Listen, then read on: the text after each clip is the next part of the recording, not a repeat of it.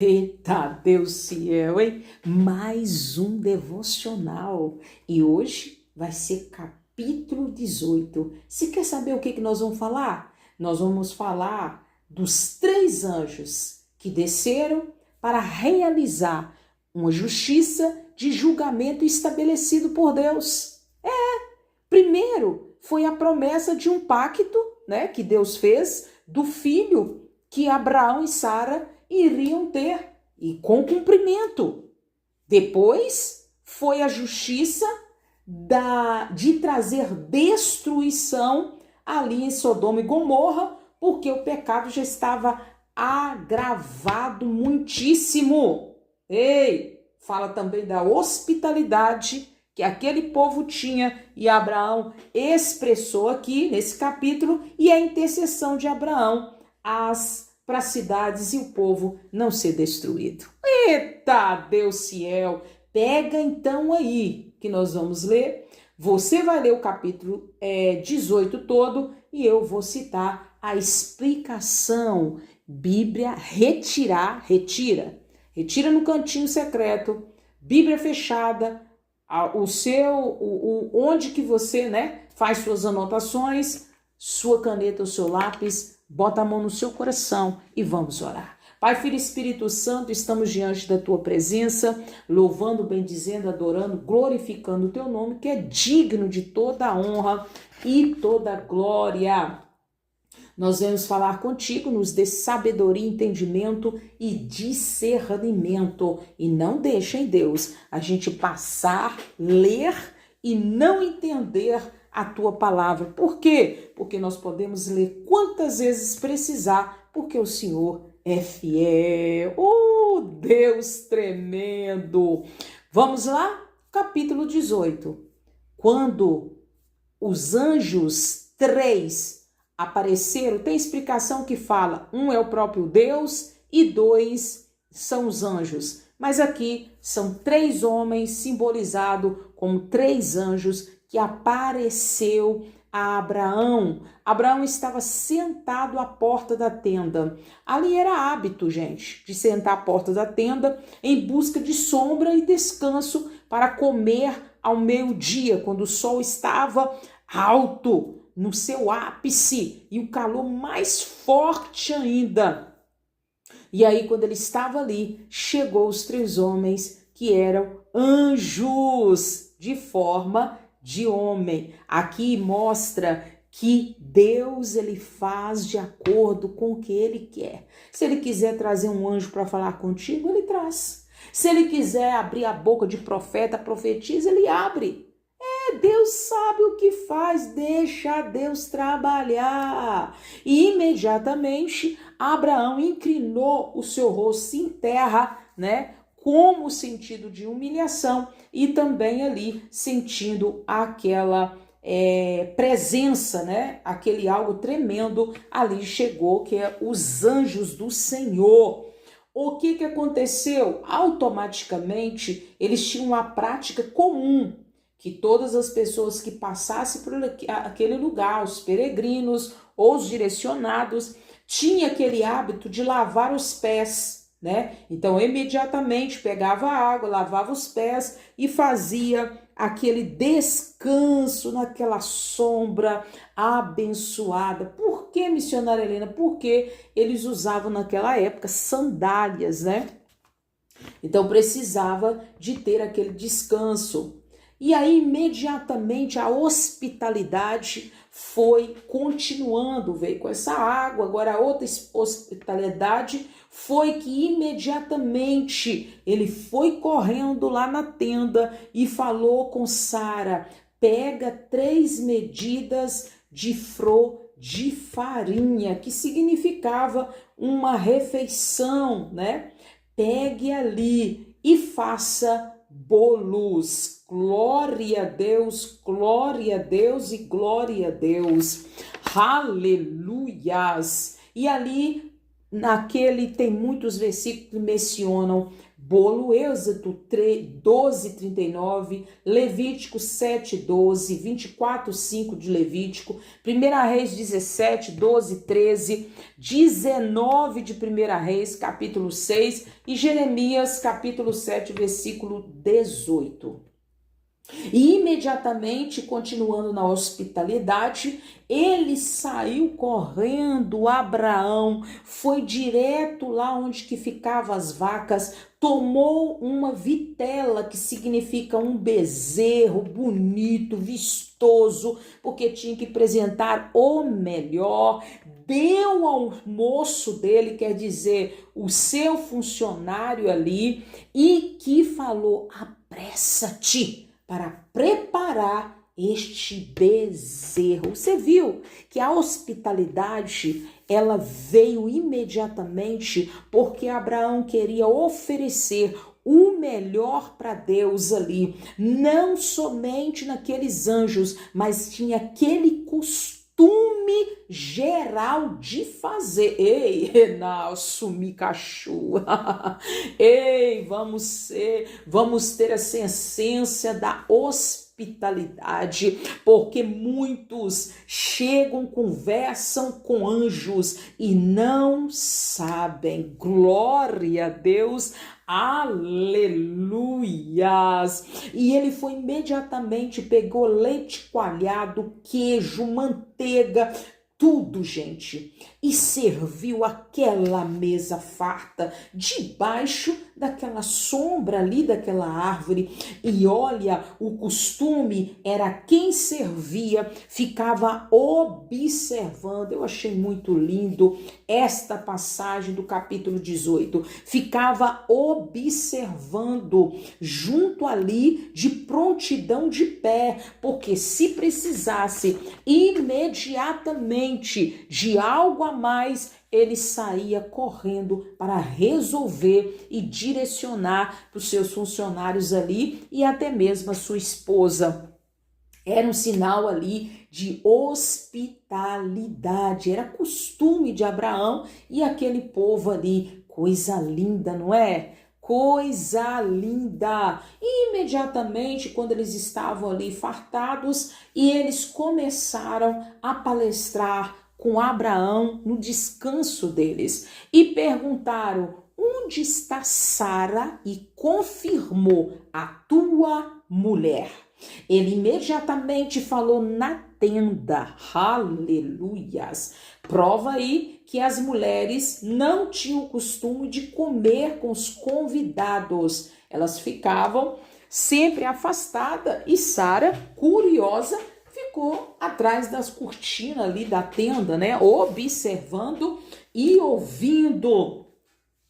E Sara ouviu seu nome e ficou em alerta. Alerta, de pé ali, atrás das cortinas da tenda. E os anjos continuaram a conversar com Abraão. E relatou a ordem de Deus para ele, porque Deus já tinha feito uma aliança, já tinha feito um pacto com ele, né? Que são promessas. E o que ele veio ali, o anjo, para cumprimento daquela promessa. E falou assim: olha, relatou a ordem de Deus para Abraão.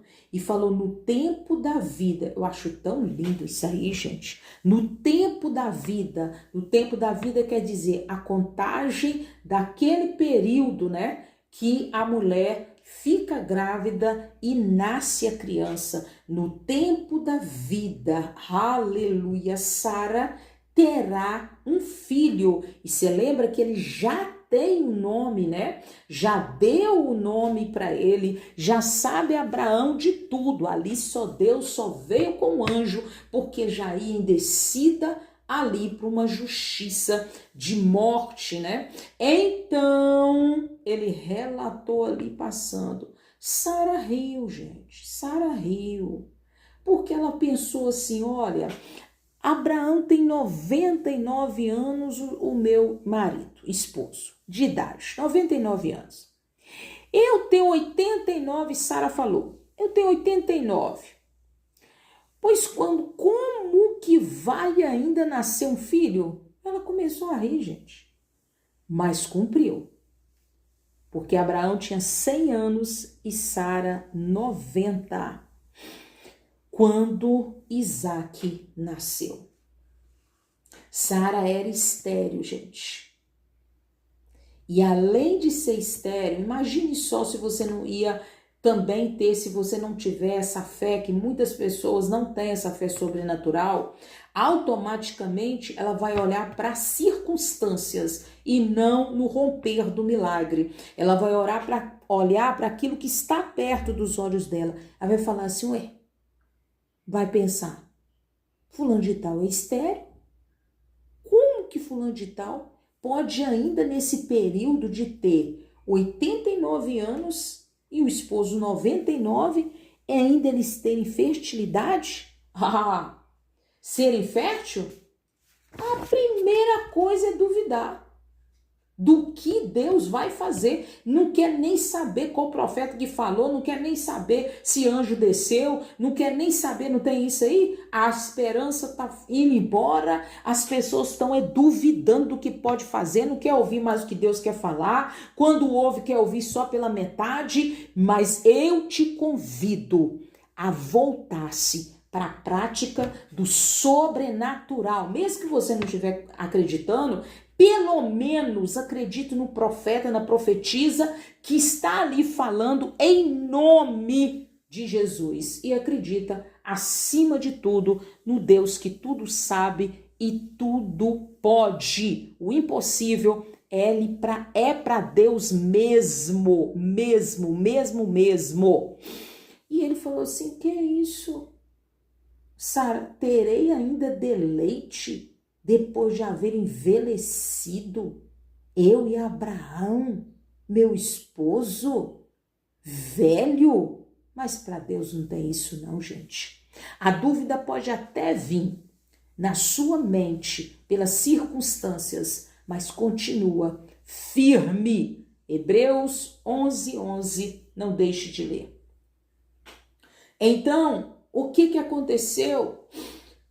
Continuou ali, né, conversando o anjo, palestrando sobre aquela situação. E simplesmente ele levantou, né, e foi em direção a Sodoma. Foi direção ali a Sodoma. Para quê? Executar. Porque o clamor ali quer dizer, o povo estava ali agitado. Sodoma e Gomorra estava cheirando mal as narinas de Deus porque estava tendo sodomia. É homem com homem fazendo relação e mulher com mulher. Então estava cheirando mal as narinas do Senhor. Então o anjo ficou de pé e foi em direção ali àquela cidade. Essa parte mostra claramente, mostra mais uma vez que os anjos, eles são capazes de sentar, ficar de pé, olhar, comer, andar, realizar outras atividades inerentes ao corpo, quando em estado teofânico. Quando os anjos estão em estado teofânico, segundo a ordem de Deus, eles podem caminhar perante nós assim, normal, como se fosse uma pessoa normal. Então, vigie na terra dos viventes, tá? E aqui passa algo tão tremendo que Deus ocultou a Abraão sobre a destruição de Sodoma e Gomorra. Sabia? Deus ocultou a Abraão sobre essa história. Ele não foi, imediatamente não falou. Abraão que ficou observando.